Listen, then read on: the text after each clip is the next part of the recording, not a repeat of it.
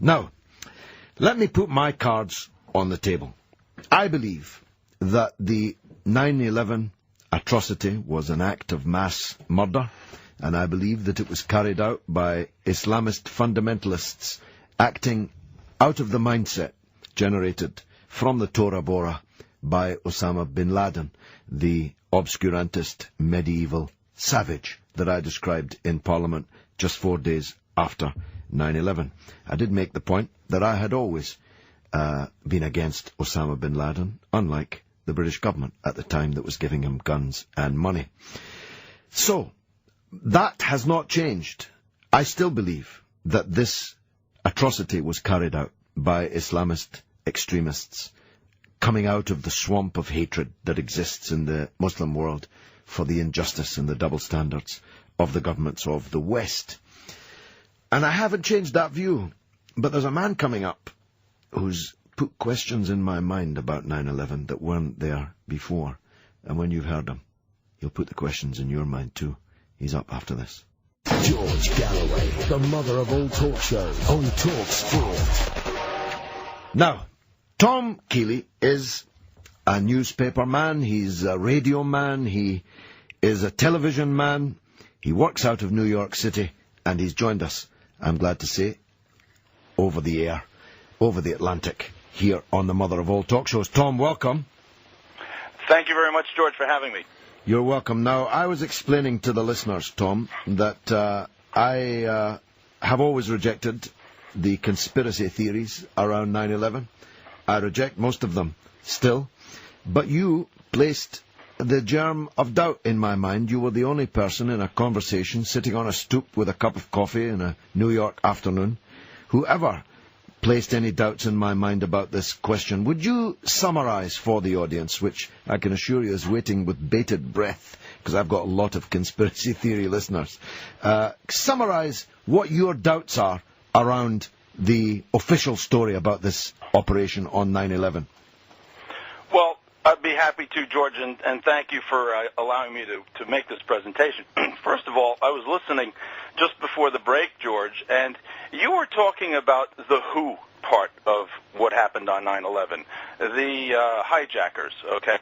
But before we discuss the who, we need to thoroughly understand the what. What, in fact, happened, okay? And I focus on the Twin Towers and their collapse, Building 7, which was about a football field away from there, which also collapsed without having been struck by any of the aircraft, and then also what happened at the Pentagon. So I'm focusing on that part of the what, and I'm afraid that part of the what is very poorly understood if you apply, if you take the emotion out of the situation and you apply science and you apply logic to it. And after you have an understanding of the what happened, which I think we still need much more thorough investigation, then you can begin to get a better picture of all of the various who that were involved. Now, you single out the hijackers, and I'm sure that they were involved. But to the extent that they were involved, or were they acting alone, I'm not sure. Now, having said that, I'd like to also say that since there was more than one person involved, by definition, it was a conspiracy, okay? And since no one's ever been brought to justice, since there's never been a real thorough accounting of the conspirators and what they've done, even the official story, therefore, is a conspiracy theory. I take that point. Okay, so by in and of itself, we must be talking in this sense of theorizing about the conspiracy. But again, let's talk about the what before we talk about the who. Never in history have steel frame buildings collapsed from a fire. It's just never happened before. And yet, on that fateful day, and I can tell your listeners I was there, I worked about 6 blocks south of the World Trade Center. I was out on the street when the first tower collapsed. I was only about 3 blocks south of it. I was walking there to be directly under it to take photographs, and I was engulfed by the debris that came flying down the street. I could not make it inside in time. I didn't know if I was going to live or die for a few moments.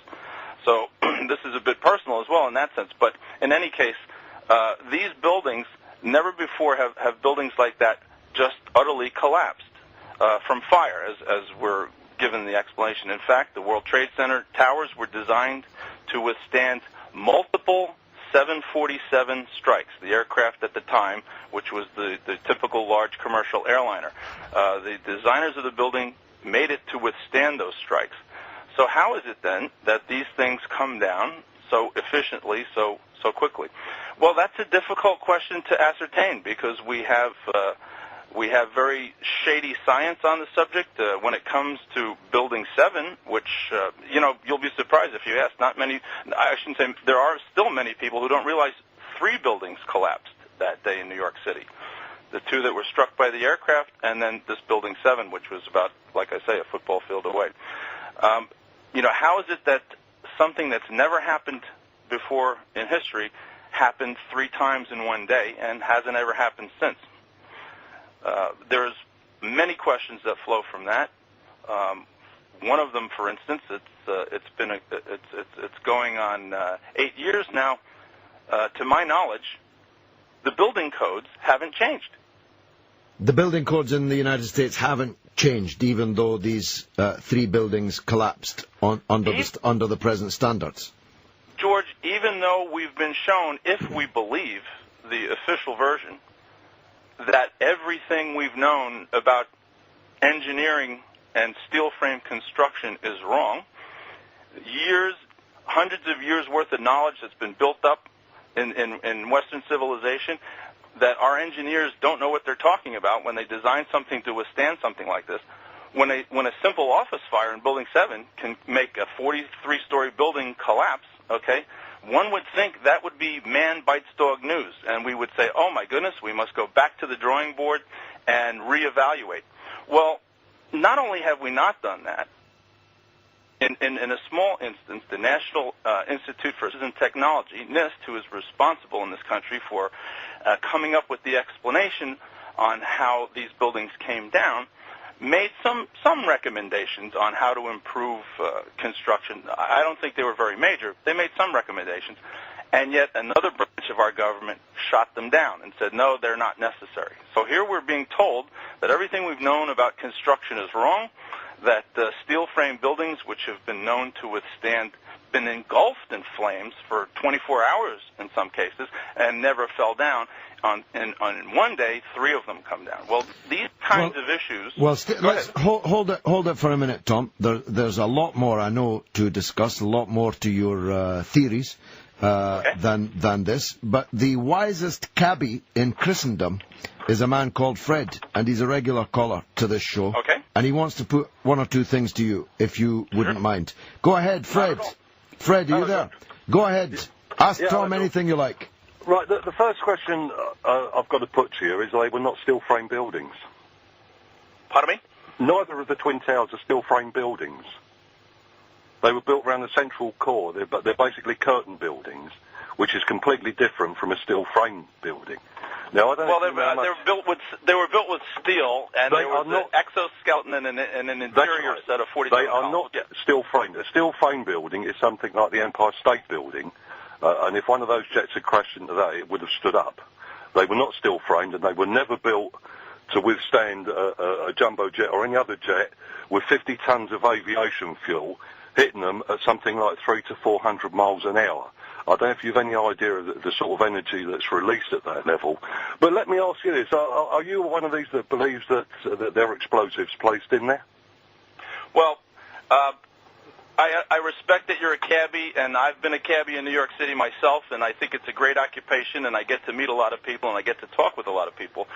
But there's a group in this country called Architects and Engineers for 9/11 Truth, okay? And they are very upset that their profession is being made to look like a bunch of fools, like they don't know what they're doing.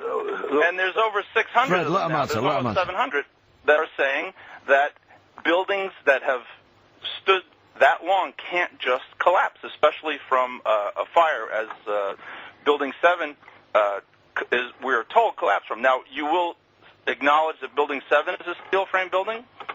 I don't know about Building 7. I can tell you that the Twin Towers are not steel frame buildings. Are you aware of what temperature high tensile steel melts at? I think that it begins to get damaged, maybe warps at around 1,200 degrees Fahrenheit. Actually, it starts to weaken at 500 degrees and it melts at 1,500 degrees. The temperature inside those buildings was far in excess of what they were designed to withstand. But let me ask you this. Well, wait a second. Let me respond to what you just said, okay? As I understand it, to achieve temperatures like that, you need a blast furnace. These were carbon-based fires, right? Steel wicks heat away from the source, so that it has to be very hot. But in any case, even if it did weaken some of the steel, how does the building then fall down at basically free fall speed? How does this happen? Well, for the very same reason, the cold steel beneath has been holding this building up, the top of this building up, for decades. Why all of a sudden, because there's some melted or fire damage at the very top, 80 floors suddenly disappear? I'll explain that to you. They didn't just literally disappear. It's called a compound fracture, and it's a compound load. When the upper 4 or 5 stories start to collapse, the weight increases on each floor as it goes down. And if you look at it like a pack of cards, it's exactly what happened. Of course, the 700 architects that are arguing against it have also designed buildings of a similar structure. And they let me respond, please, then, to what you just said. Well, before you do, Tom, both of you are going to have to hold your fire for a moment so I can take some capitalist messages.